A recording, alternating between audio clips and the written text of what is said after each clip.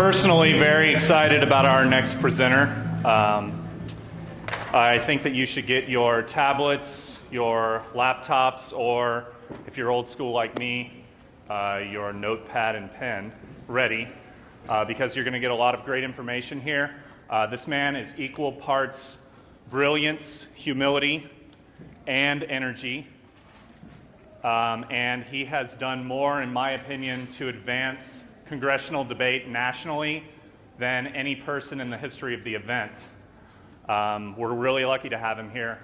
This is Adam Jacoby. Joe, thank you for those most kind remarks. You know, we often say we stand on the shoulders of giants, and I wouldn't be where I am today, quite frankly, if it weren't for Harold Carl Keller, the late Harold Keller, who passed away in January. Harold was a mentor to me, one of the kindest educators I've ever met. A lot of what I learned came from Harold. In fact, what a lot of people don't realize about Mr. Congress, Harold Keller, is that he was a policy debate coach first. And he approached congressional debate from a policy debate standpoint. And to this day, when I teach it at summer camp, such as at Harvard, or when I do the NSDA Online Institute, I start with some of the basic building blocks of policy debate, talking about stock issues and some of the basic theories, because policy debate is about policy making, and that's what members of the real United States Congress do. And it was great because I had a student in the Online Institute I did this summer who had been to one of the Michigan Policy Debate Institutes, and then decided he wanted to try Congress, and the online format gave him a way of doing that was easy and accessible and inexpensive. And it was great because I could tailor the way I talked to him from that policy debate mindset, and we were really able to connect.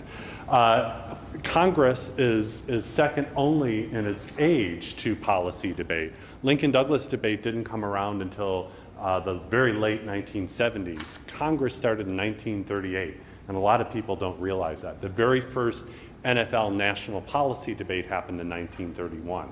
So Congress was only about 7 years younger than policy debate, but we often think of it as a relative newcomer on the national scene because of, and we can advance slides actually, because nationally it hasn't been as big. So National Speech and Debate Association, or NFL, was where it found its birth. It actually came about as part of the partnership that NFL had with Pi Kappa Delta, the Collegiate Honor Society, from whence NFL sprang. National Catholic Forensic League started it in 1965. The first national invitational tournament to start it was the Harvard National Tournament in 1995, in terms of a scope of several states convening to participate in it. Some state tournaments have offered it for a fairly long time. Wisconsin, my home state, has offered it since about 1993. So it's been around for a while there. Some other states have had it longer. Obviously, you know the history probably of TFA, where it was first a consolation event at state, and then they made it a full qualifying event. And now UIL has hopped on the bandwagon. And it's interesting, just within the last decade, or the first decade of the 21st century, we have seen, almost like flowers blooming in spring, states jumping on the bandwagon and adding it as a full state event, and that's been most exciting. National Circuit, kind of following the lead from Harvard, Emory, Glenbrooks, other tournaments started adding it almost uniformly, and then when the Tournament of Champions added it in 2005 at the University of Kentucky as a full debate event among its menu of debate events, it really kind of took off, because then other tournaments took interest. Pam Katie Wyckoff, who's here from the Minneapolis, St. Paul, Minnesota region, added it at her tournament about 5 years ago. That was huge, because in the Midwest it has been really kind of limping along. And now all of a sudden Minnesota has become a force to be reckoned with at the NFL tournament, or NSDA tournament, as a result. So that's just been most exciting. I've said this at some other sessions, but it bears mentioning. I live by the paradigm that congressional debate is a debate event. And when we added the term debate to what used to be student Congress, it really did change mindsets, sometimes for the better, sometimes not so much. And I was having a little sidebar discussion with Jason Warren last night. We were talking about the audio recording in debate and the advantage that that could possibly have for verifying the validity of evidence used and that kind of stuff. And I whispered over to Jason and I said, how would we do that in Congress? He says, well, Congress is a debate event, so it would apply. The problem is Congress functions as a debate event insofar as the students are using argumentation. They're advancing claims, the positions that they are putting forward. They're backing that up with substantive evidence and warranting it to the claims, and they're showing the overall impact of those claims on society, on people, and that kind of stuff. And they listen, and that's the most important thing. They listen and therefore clash. And we talk about literacy a lot in education these days. Literacy has been a buzzword for a long time in education. And in the first 20 to 25 years of the internet, reading and writing was the only way people communicated. And so listening and speaking kind of fell by the wayside. And all of a sudden, maybe about 5 or so years ago, listening and speaking suddenly became important again with the advent of instantaneous video and audio conferencing, and our education hasn't kept pace. And Texas is one of the leading states in the country for advancing speech education. And I know that you've been fighting a hard battle with the TEA to keep speech communication as a valued course. Because when I was with NSDA, we were asked to write letters of support and things like that. But believe it or not, in other states, we are not blessed to have it as a curricular offering. It's an after-school activity. It's often seen as just a club, like the anime club that existed at my school as a special interest. And so I really had to educate my principal that this was an interscholastic sport, albeit academic, not athletic, and that it came with many of the same challenges, but as well as privileges that many sports carry. And curricularly was more like music in terms of there being knowledge that the students gain, that there's a competitive and performative aspect to it, and that it needed to be treated with the same regard as that. So that's important. Operationally at tournaments, we section Congress. We don't pair it. There are more than just 2 contestants. I'm counting a debate team as a contestant entity. Okay? So we have to section it like a speech event. And there's ranks. There aren't wins and losses. So we can call it a debate event, but we always have to keep in the backs of our minds that it still works like a speech event from a tournament management standpoint. Now let me give you a little bit of math. And I know most of us speech people aren't math people. I'm one of them. Okay? Numbers chase me in my nightmares. That said, let me give you this equation. There is a finite amount of time for students to speak in a Congress session. And there's a direct correlation between the time allotted for debate and the number of students in the room. And we sometimes forget this. We just think kids are congressing. They'll figure it out. But as I tell students, like sands in the hourglass, so are the minutes in a Congress chamber, with apologies to days of our life. Okay. And bearing that in mind, they have to be judicious with the time, but tournaments also have to make sure that they're giving those students an equal opportunity to speak. Giving one speech in front of a judge who's ranking students does not a Congress session make. Okay? Because then it might as well be extemporaneous speaking, original oratory. Okay? They should have, each kid in the room should have at least 2 opportunities to speak so that they have a chance to respond and advance debate as you move forward in a session. Okay? So let me talk about some of the interesting structures that you may encounter outside of the state of Texas, and we'll talk, have some open discussion at the end about reconciling some of these with what your norms are here. And who knows, maybe an amendment for future change in your structure here may be born out of an idea of discussion here today. The norm is 3-hour sessions with no more than 18 students. And that, again, is using an equation that is based on considering a good amount of time with the number of speech opportunities kids would have to give. The easiest way I explain it is think 10 minutes for each kid in a room, because each speech plus questions is no longer than 5 minutes. If you consider the author's speech, the first speech introducing legislation, or the first negative, 3 minutes plus 2 minutes of questions. Every speech afterwards is 3 minutes plus 1 minute of questions. There's time the students take to get up to the front of the room and return to their chairs. And so that's kind of where that 5 minutes comes from, and then the 10 minutes per student so that they have 2 opportunities. And that has served pretty well in terms of tournament design throughout the country. At the Minneapolis tournament that Pam Katie Wyckoff hosts, we have chambers of no more than 14 students, and we do about 2-hour sessions because they're smaller groups of kids. And they really like it because it's a more intimate setting. They get to know one another a little bit better. And the quality of debate, having judged as well as run the tournament, is at a heightened level because it's, there's fewer kids speaking on each thing, so it moves quicker and the analysis gets a little deeper. So the kids really enjoy that. And even at 14 students in a room with 2 judges, it still uses fewer judges than most other speech and debate events. And I always remind people that people complain there just aren't enough judges in Congress. When we consider that there's about 20 kids in the room, you are not giving those kids a fair opportunity when you advance that kind of mindset. The TOC Advisory Committee actually has a standard that the initial break shall not take more than 1/3 of the field into the first elimination round.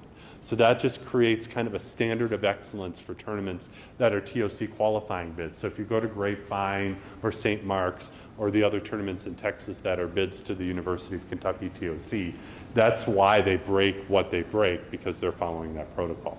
Okay? Harvard, which has a single contestant field of about 440 students, breaks about 1/3 of that field to a quarterfinals level. Then once you get past that first break, you can break half to then semis, half to finals. Doesn't matter, but the first break is 1/3. Random recognition, that's an interesting thing. So, how many of you are familiar with the concept of precedence and recency in congressional debate? Good. That was the brainchild of Harold Keller.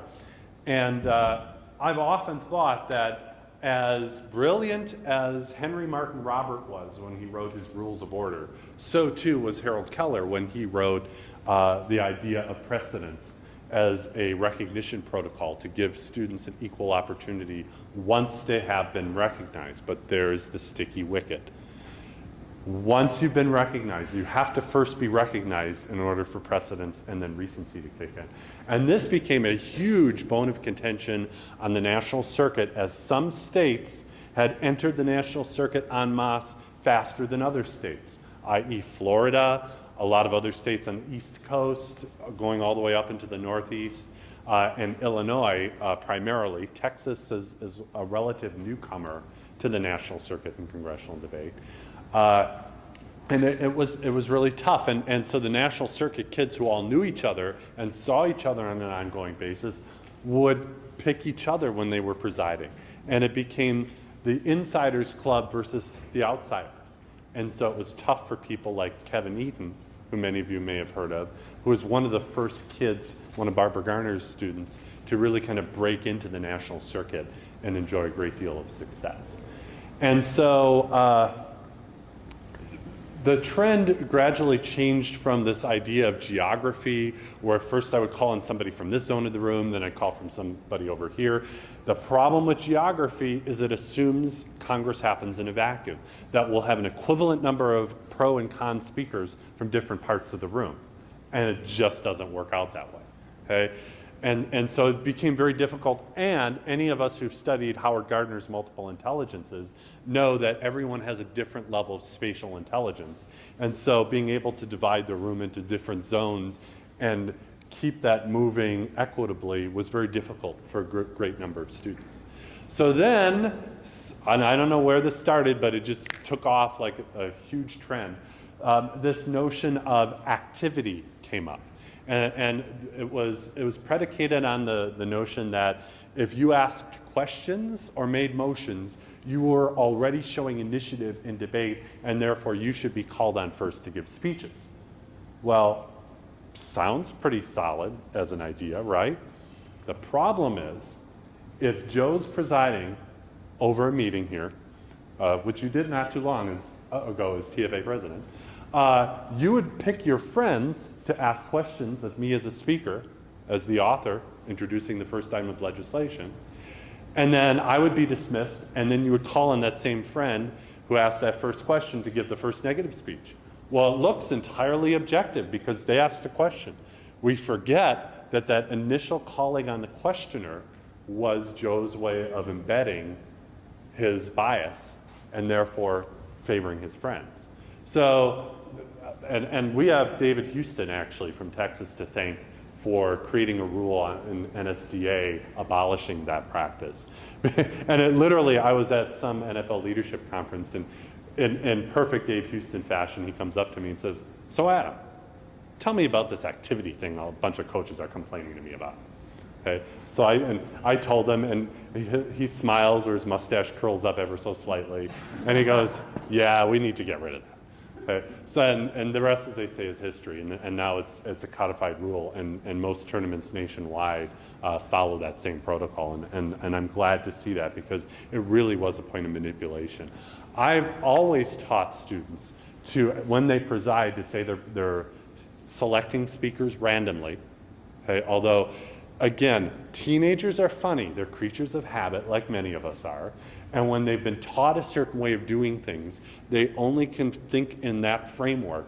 So they heard of activity, they heard of longest standing, they heard of all of these nouns, all of these protocols. So now they call it, I will be using randomness to select speakers. I keep telling students, the grammarian in me says, I will select speakers randomly.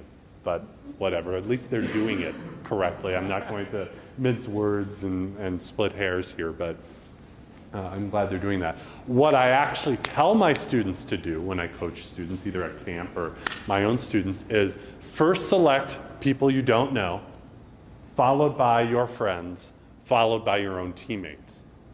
And I always get some pushback. But Mr. Jacoby, that's not fair to my teammates. That's not fair to my friends. Of course it isn't. That is a sacrifice of leadership you're taking. But guess what? If you're friends with students who can hold their own in competition, they should be able to do a good job when speaking later. And quite frankly, because congressional debate has become so rooted in clash and argumentation, speaking later can actually be more advantageous because you have more of the flow to pick up on and refute on. The double-edged sword, however, is if you wait too late, most of the arguments and even the refutations have already been taken up, and then it just becomes rehash. And this is the other big advice I tell students. And if you don't listen to anything else I say today, listen to this lesson. Know when to quit. And this is just mind-blowing for kids because we tell them not to be a quitter. But sometimes knowing when to cut your losses, and if you know, a bunch of other students have spoken on something and debate is getting stale, you're only going to shoot yourself in the foot if you go up to speak on it. So bide your time and wait to speak on the next item of legislation.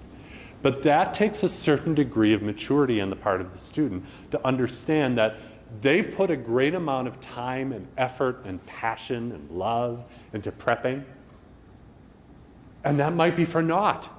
Especially if they go to a Harvard tournament. The nice thing about the TFA docket is the usual suspects of legislation that they debate from week to week will crop up again and again, and they'll have an opportunity to speak on it eventually, I'm sure. When they go to Harvard, they've prepped on something that a particular school has done. They get to the tournament and everyone has taken up. They just have to let it go. And I tell students, don't forget, you are educating yourself and becoming more informed on issues merely by prepping, and you'll never know when that information, that knowledge, will come in handy in the future. We'll talk about scenarios because I think that's a prime example of just having a good, sound working knowledge of things. So kids have to be okay with letting go of things, but that can be tough, okay? And we all know that. Open chambers. How many of you have heard of the notion of open chambers? Okay.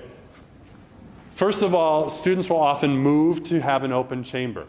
First of all, it's to move to suspend the rules to have an open chamber, which requires a 2/3 vote if you're a purist like I am. Open chambers allow students to circumvent the rule to move for a personal privilege to exit the chamber when they have to use the restroom. Okay? What that does when they do that is it lets the parliamentarian know, the presiding officer know, that votes may need to be adjusted depending on how many people are present and voting in the room for fractions of votes. It also signifies to the scorers that somebody is leaving the room and therefore not engaged in debate, okay? Because debate is as much about listening as it is about speaking. I don't know how in the world you can refute something you haven't been in the room to hear, okay? Or be aware of an argument that you may inadvertently rehash because you didn't hear it given the first time. Okay? So that's why a lot of big tournaments don't allow open chambers. At a small local regional tournament like within Texas, I think it's fine. But if you really start, I think the bottom line here is if you introduce students to the formality and the professional demeanor of strict rules, they will rise to the occasion. Because as any education expert will tell you, the teachers who run a tight ship in their classroom may not always be loved by their students, but they are certainly respected by their students. And this event will garner more respect once it's treated with that kind of dignity. And I told the story in the earlier session this afternoon that my students were sticklers for parliamentary procedure. They dressed to the nines. As I always say, they dressed for Wall Street as opposed to Fifth Avenue. Okay, so they were a lot more conservative in what they wore. Okay? And I've often held the idea, the more liberal the viewpoint, the more conservative the outfit. Okay? And there's something to that in terms of credibility and being able to communicate with people who are of different mindsets. And so it's funny, and I literally had students from other teams coming up to me and saying, Jacoby, what's with your students? They're so anal retentive about parliamentary procedure. And immediately my wanting my kids to be really nice in competition, I thought, oh, they weren't rude to you. No, they just run really good sessions. We like when they preside. I'm like, yes, okay, because that's the mindset that I wanted to communicate. All right, I talked about this a little bit earlier, so I won't talk about it too long because I know there's a couple of people who were in the earlier session, but bills and resolutions are an interesting dynamic in congressional debate. As Jay Stubbs said earlier today, the topic for debate is what really sets the stage for either really great intellectual engagement of everyone involved or just really a bad, boring experience for the judges and for the kids themselves, of course. And the biggest problem we face in congressional debate, in my humble opinion, is too many resolutions. The mnemonic device I use with students is that R, resolution equals reasons. Okay? And so the students are able to enumerate the reasons in their whereas clauses. My second mnemonic device, whereas, why. Okay? And so they argue. Well, our kids love to argue. Of course they like to write resolutions. Whereas this is a problem, and whereas these people are harmed, and whereas this and that. Now therefore be it resolved that X, Y, Z ought to happen. Much like our policy debate, Lincoln Douglas debate, public forum debate, resolutions are worded. But it doesn't say who is going to take care of it. It doesn't say what they will do. It doesn't say how much it will cost. By writing a bill, you're effectively creating a plan. There's policy debate at work. You are creating a plan that outlines the agent, the funding, all of those details that add nuance to debate. And that's where you can take an issue that may not be super controversial and add layers of controversy to it. Maybe you can link it to an agency that lacks credibility. Remember all of the controversy surrounding FEMA following Hurricane Katrina. Okay? So by putting FEMA in charge of emergency preparedness for something different, all of a sudden there's a new level of nuance that can be debated on that issue. And so the more sections a bill has that develop different entities that are involved, the more interesting it can be. The other problem with resolutions is the kids are giving away all their ideas even before they step foot at the tournament. So why bother giving an authorship speech? Everybody knows essentially what you're going to argue. Okay? So that's another issue. The TFA docket this fall is probably topically one of the most impressive dockets I've ever seen for a tournament. The problem is, I would venture to say about 2/3 of the resolutions in the docket ought to be bills. They are policy issues that the United States Congress has direct jurisdiction over. And if I were on the committee reviewing legislation for NSDA, none of those resolutions would pass muster. And I know my colleagues, some of whom are even more anal retentive than I am, if you can believe that, would be the same way. Okay? So I know, given the creativity of topics that are out there, that Texan students are capable of doing so much more. And I think that's what just kills me so much, is that these are such great ideas I'd love to see. Okay? We end up writing a lot of resolutions, on my team in particular, because what we found is that when we're doing our research and we're compiling ideas that we want to write legislation over, what we found historically is that when we write bills over issues that everybody doesn't know about, they never make the docket. So we end up writing resolutions that explain why we need to take action on this particular thing that other people don't really know about. Interesting. That makes a lot of sense. And I think from the perspective of high-level tournaments, people are more likely to know about those things, but for the schools coming into the activity, that makes a lot of sense, and I appreciate that perspective. Research strategies, I talked in the earlier session this afternoon about it takes more time in research for students to write bills and resolutions than it actually takes them to research the ones that they're going to be debating from other schools. Okay? Because just like developing a policy debate plan from scratch, do kids even do that anymore, or do they just buy them all?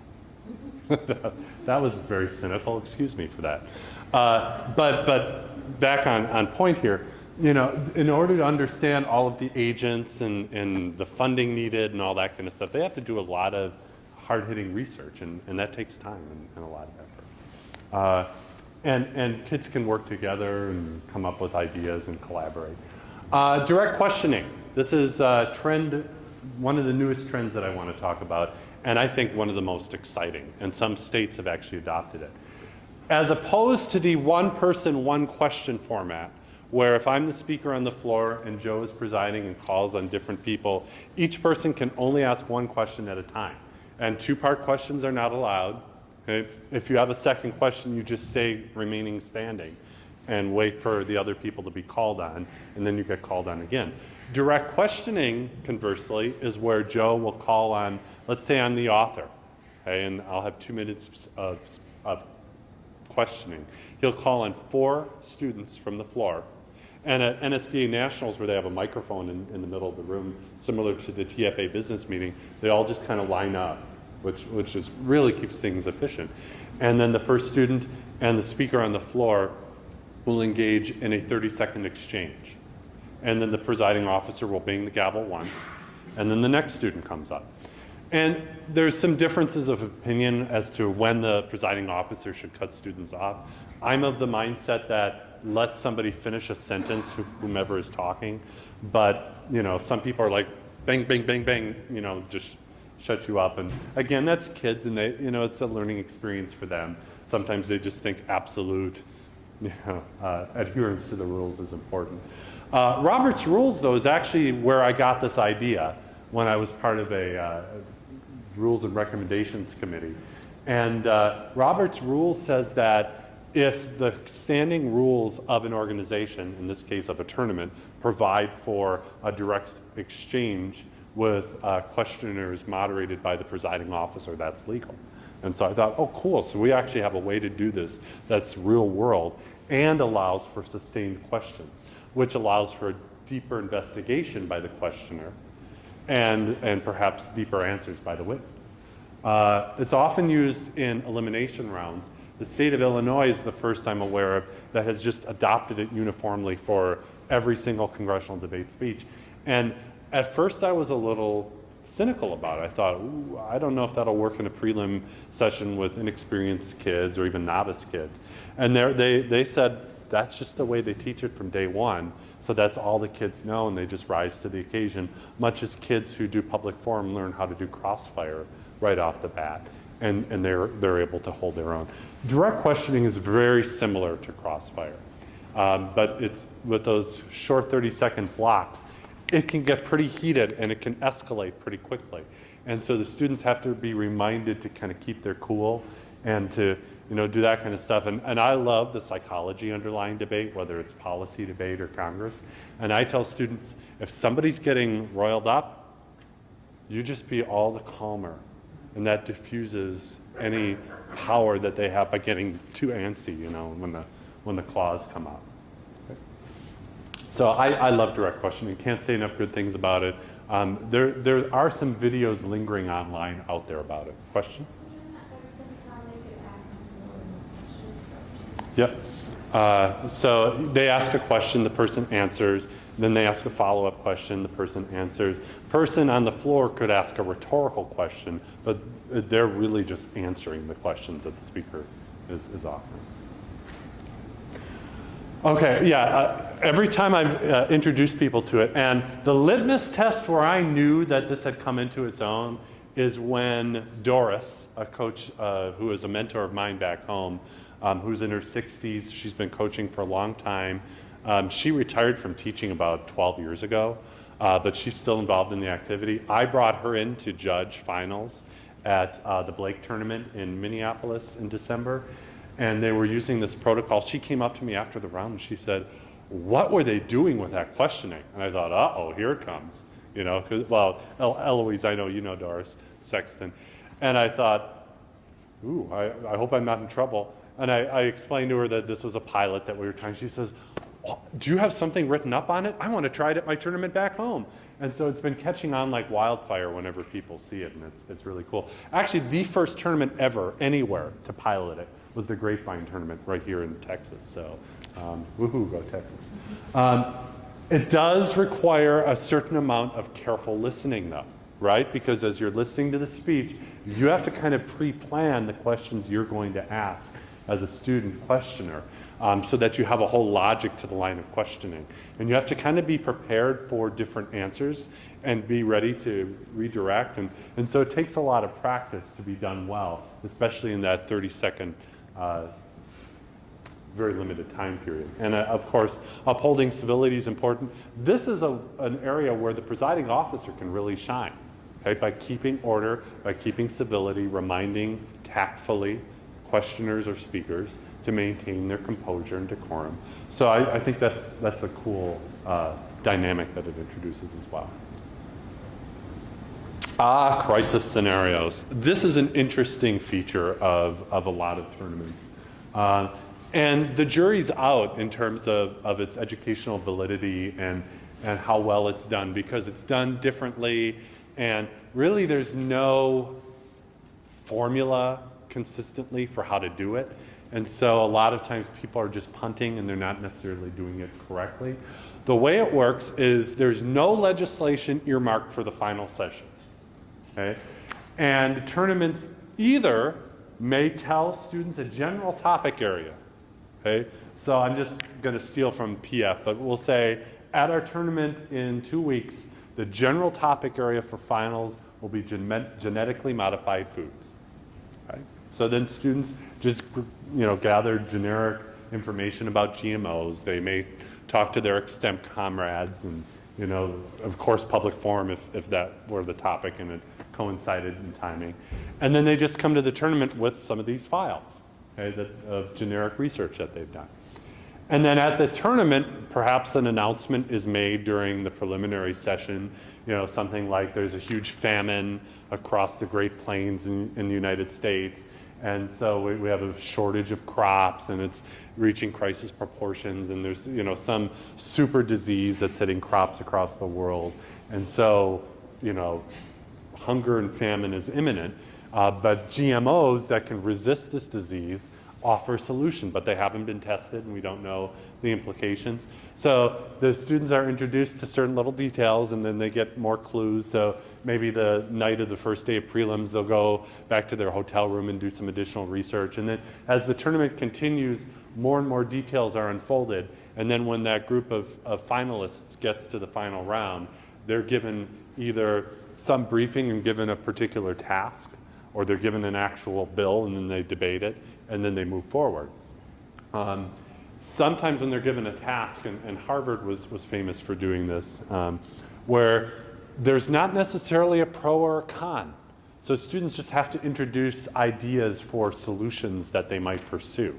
Okay? So it's more of an open discussion, and parliamentarily the way they do this is by moving to convene as a committee of the whole, which there's a motion on the chart for, so that there's not necessarily floor debate, that it's open discussion. But they still not alternate, but they still just do 3 minute, 3 minute, 3 minute, 3 minute with 1 minute questioning type thing. Okay? They have to be adaptable, well read, and just aware of current events, usually, in order to be successful, drawing in a variety of pieces of information. And they have to draw connections between details.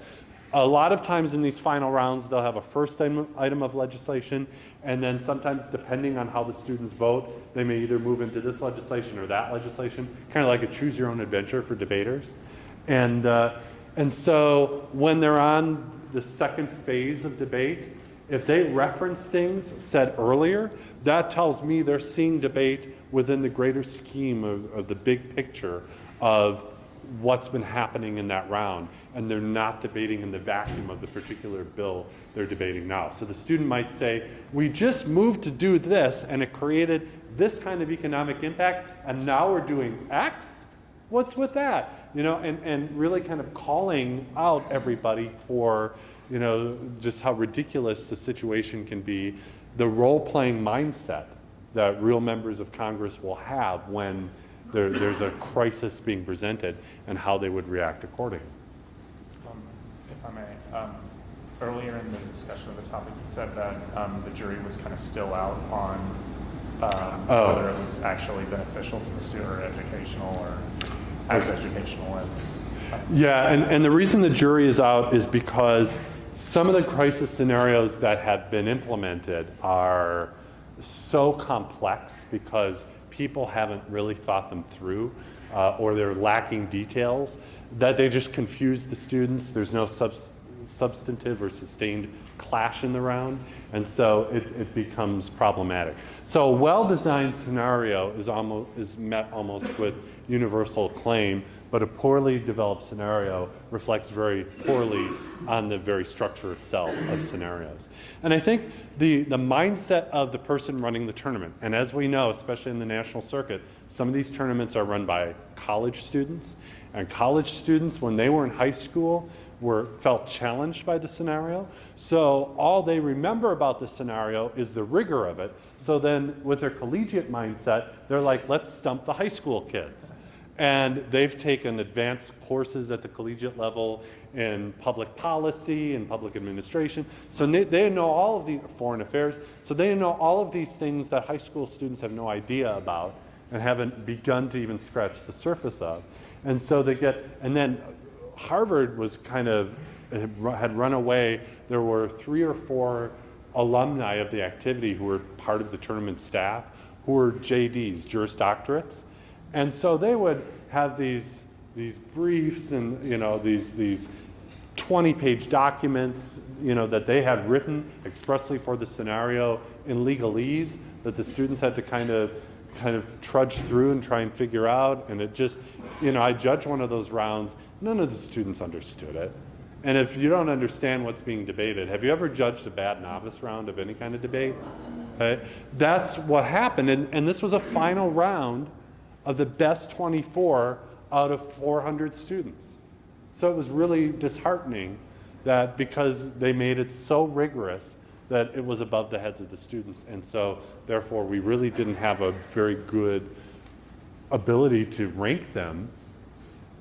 And it became kind of a ranking of who happen to have a little bit better legal background because maybe their coach was an attorney or something. So it's really tough. Thank you for reminding me, Joe.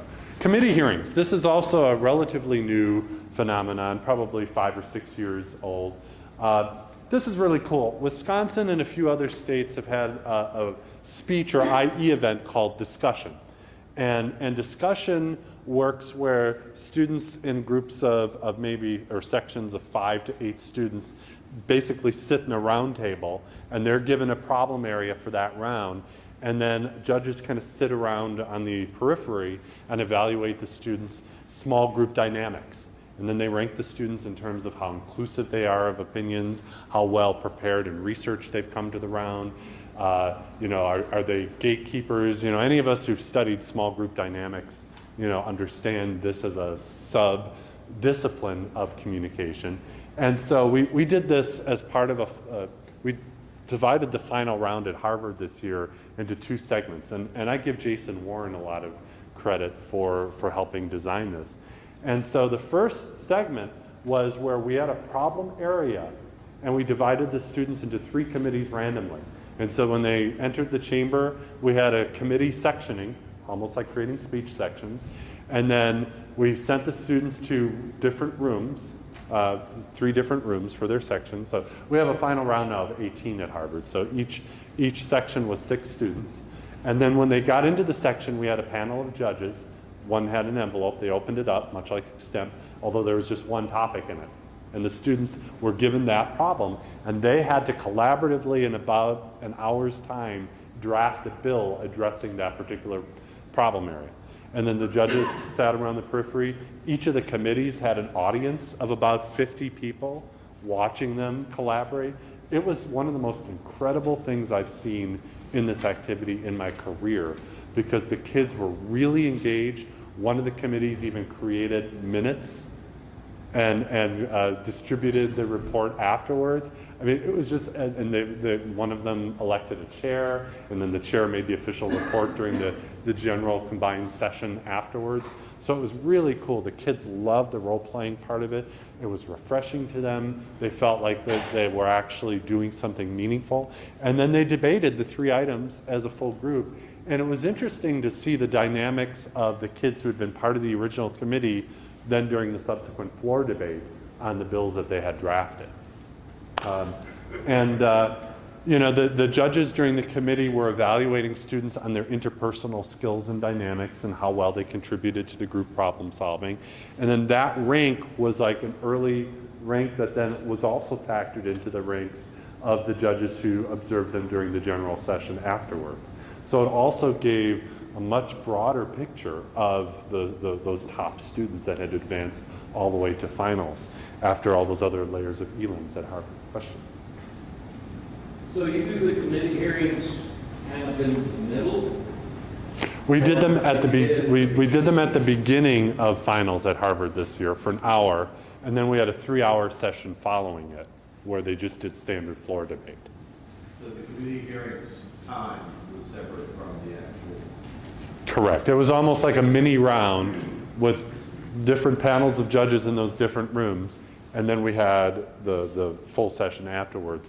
The only tabulation protocol that we talked about that could be potentially problematic is you couldn't do straight up judge preference, because during the committee hearings, the panels of judges in the 3 different committee rooms were different. So the mathematical fidelity of that could be a problem, but that was a consideration. So I think you may see this more because there were a number of coaches in the room who were taking copious notes about the format and wanted to do it. I think that's the last slide. So that's pretty much it. I deliberately left some time available for questions. So this may seem really silly and basic, but I guess if we took kids here, since you've never gone, I've never personally gone to Harvard before, do you kind of let the kids kind of know what's going to happen, or is that just totally yes. responsibility? I'm so glad you reminded me of that, because there was one more lingering thing from Joe's question before, and that's that the trend used to be, and Harvard was one of the worst tournaments for this before I took over, where they wouldn't release information until the last possible minute.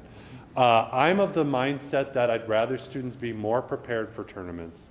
And so I've released topic areas in the tournament packet. And we have like an 18-page packet that we distribute ahead of the tournament with all the essential information. It's even got a map of the campus in it. I mean, we really try to be as communicative as possible because it's almost as large as NSDA National. Well, actually, no. The Harvard Invitational is now larger overall than the NSDA National Tournament. It's a huge circus with a lot of different moving parts. And it's cold in Boston, I'm not going to lie. But there are a lot of good tournaments out there that do great things. Could you let hit escape and go to supply? Oh, and then parents.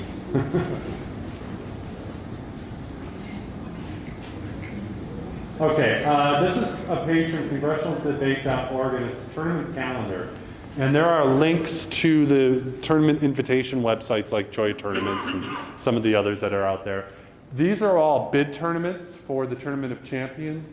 And if you scroll over to the side, that's weird on the projector here, but it'll tell you the bid levels. So if the students have to make it to finals or, you know, the top 6 or whatever it takes.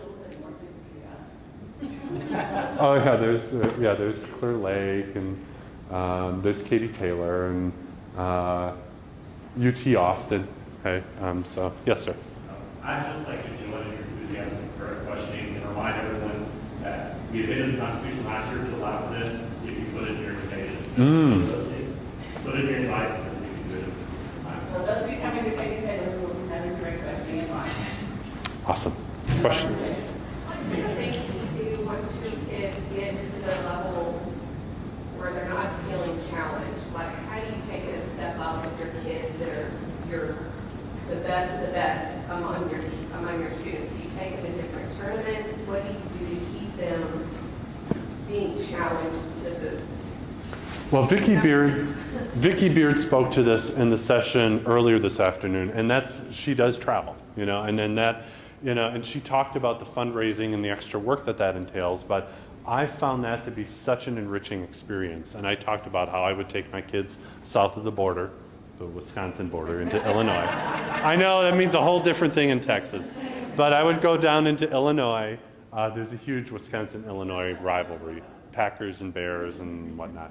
Anyway, but Chicago is actually closer for me than going up north in Wisconsin because Milwaukee's at the far south of Wisconsin.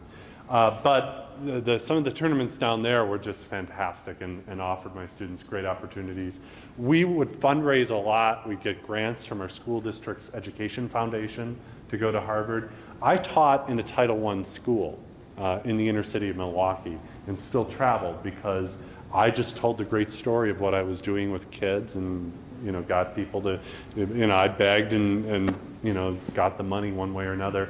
What's interesting is I did have a couple of students on my team who were the sons and daughters of attorneys or city council people, you know, and sometimes their parents would actually kick in some extra dollars, not only to fully pay for a student's trip to one of these tournaments, but then to help subsidize the trip for another student whose family didn't have those kinds of resources. And that was just wonderful. That's part of what I love about this activity is how it brings people together as a family to do stuff like that.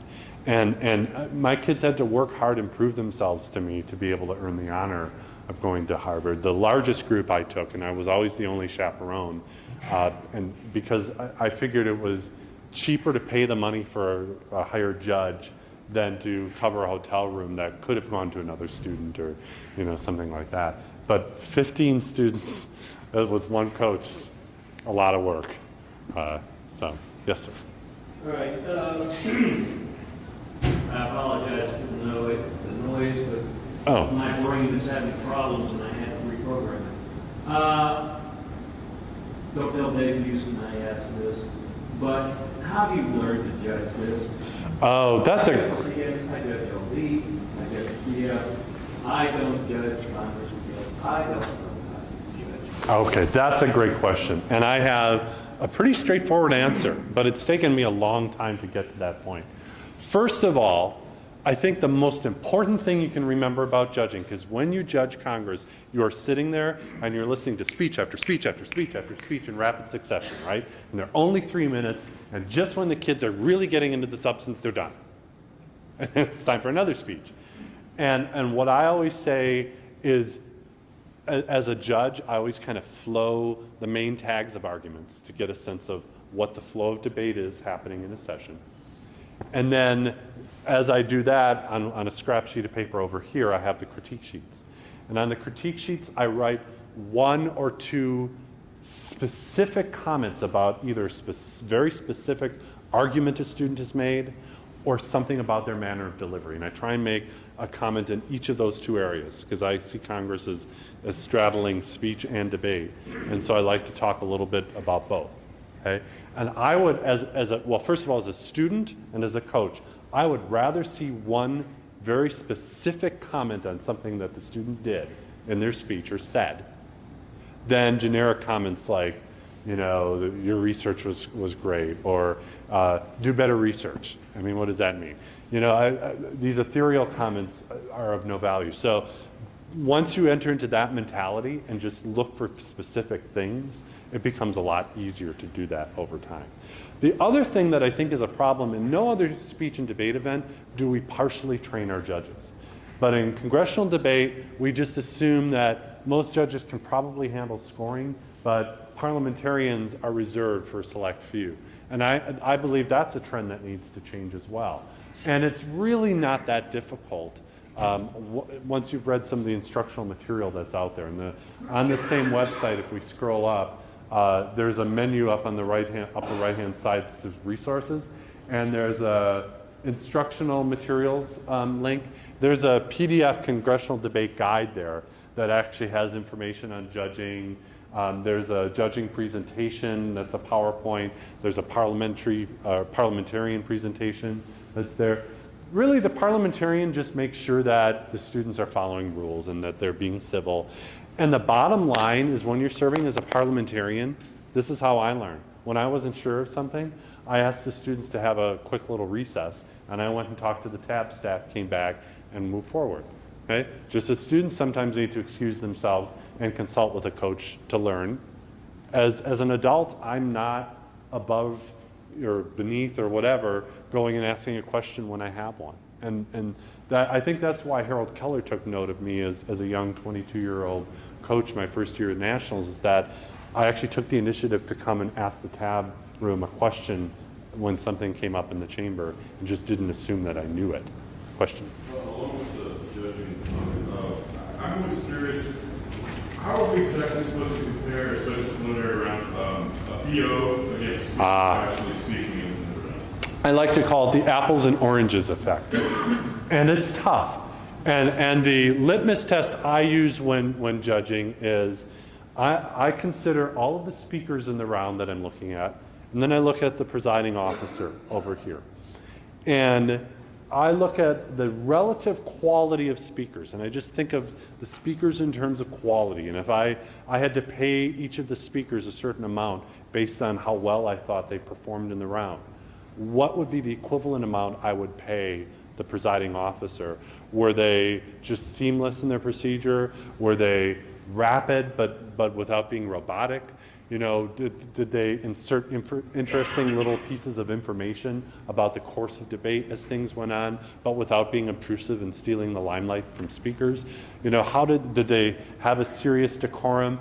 You know, and so I know it's kind of relative, but in my mind I've created kind of this credit system, and then depending on where that PO falls on that spectrum among the speakers, you know, I'll just kind of stick them in somewhere where I feel like they've performed. And it is very subjective, and that's never going to change. But one of the reasons why we rank students, and another credit where it's due, Candy King deserves a lot of the credit for advancing that idea, is that it allows us as judges to take holistic things into account. The idea that students are more than just speakers, that they're debaters, that they're legislators, and that they're acting for the greater good of problem solving. If they're obstructing good debate by constantly nitpicking on a new presiding officer who might not know what she or he is doing, you know, and just being a jerk, well, you can take that into account in your ranking. And, you know, it creates a mechanism by which students can be held accountable for their behavior as well as their debate skill, and I think that's important. Yes. I guess a similar question, how do you think the national survey and otherwise POs actually end up doing? Are they being disadvantaged by the ranking system? Are they? It really depends on the judges. There hasn't been a full study statistically done of that, and I think that would be interesting. Anecdotally, I think the perception exists that they are getting an advantage by presiding because the judges think they always have to rank them, you know, or, you know, when the judges are asked the question, have you considered ranking the presiding officer, they think that requires that they rank the presiding officer. When the question isn't, have you ranked the presiding officer? It's, have you considered the presiding officer? You know, and that's an important delineation. I think it's a leadership role, and they sacrifice the ability to speak and enter into the debate. So it should be rewarded if they're leading well. Okay? But by the same token, it is a little bit different, and that's why at the Tournament of Champions at the University of Kentucky, there's a separate track for presiding officers after prelims. And then after prelims, if they've advanced as a PO, in semis they can kind of pick whether to continue presiding or to speak, but then if they get to finals, they have to preside. But then we give a first, second, and third place presiding officer because we've split finals into 3 segments. And it's, you know, it's funny, we did it the first year in 2013, and some people thought it was cool, some people didn't. There was some discussion among the committee to abolish it, and I said, give it another year. 1 year is not enough time to study something that's so brand new. And we tried it again, and we got more positive feedback this year than negative feedback. So, I stay away from Congress because I'm smart, but you've got to be interested in it. thank you. The question this time becomes, we run a one-day tournament. How much time should we give? You were talking about 2-hour segments, 14 kids, 2 hours. How many of these sections how many total hours should a congressional thing get during a one-day tournament? That is probably more of a TFA question because I don't want to upset the protocols. You're raising your hand in the back? No. Okay. What's it? 4 hours, we changed it from 5 to 4. That's if you have one session. Yeah, one chamber. One. Is it a small tournament? It's Arlington. It's like it would be 17. Well, it would be 5 hours. How many of them? How many competing? 30, 40, 50? I don't remember how many we had last year because that would be numbers that I wasn't paying attention to. Okay, I would have to go back and look. So it's based on the number of people Number that you have students. in common. Mm-hmm. And there's a chart in the TFA Constitution that's kind of handy that gives you some direction. There's also your TFA treasurer, Jason Warren's in the greater Dallas area, and he's as much of a Congress zealot as I am, so you can always just call or email him. Vicki? This is going to be the last question because we're Sure. How would you compare, since you came and observed a tournament in Houston, how would you compare that to the national circuit? Be honest. I actually didn't see Congress because I was pulled out to judge something else. So, what I'm hearing from my students is they haven't seen a national Congress, but the sense I get is it's less formal. I think the biggest problem from what they've told me is that like the first tournament they were at, there were 10 items, items TFA 1 through 10 for round 1, items 11 through 20 for round 2, items whatever. Thank you, yeah. I'm getting tired here. So they had basically about 10 items for each round. Well, you do the math.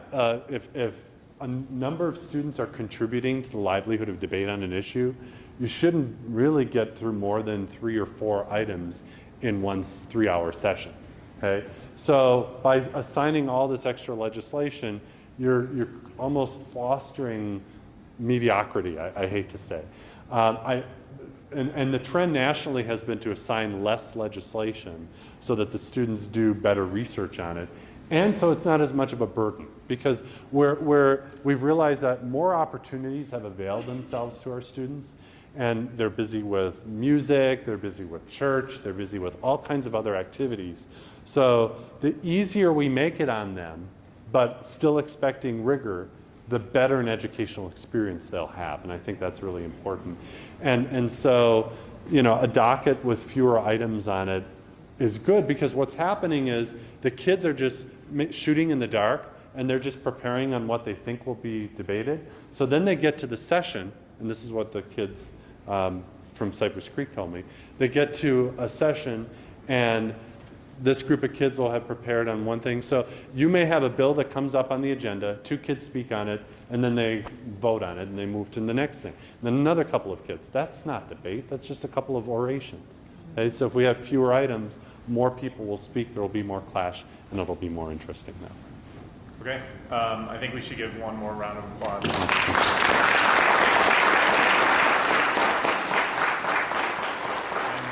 He'll probably kill me for saying this, but every time I've reached out to Adam and asked him questions about Congress, he's always really quick to get back to me. So if you do have more questions, I hope you don't mind me saying that.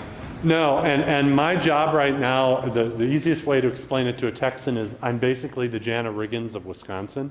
So I'm like a staff person in an office that just does that kind of work. The best way to reach me, because then it reminds me that it's a Congress type question, is on congressionaldebate.org. There's a contact button, and you can send me an email right through that website and reach me. You can also do adamjacoby@gmail.com, and that's Jacoby, J-A-C-O-B as in boy, I as in ice cream, which I could go for it right now. Thanks again, Adam. Thank you.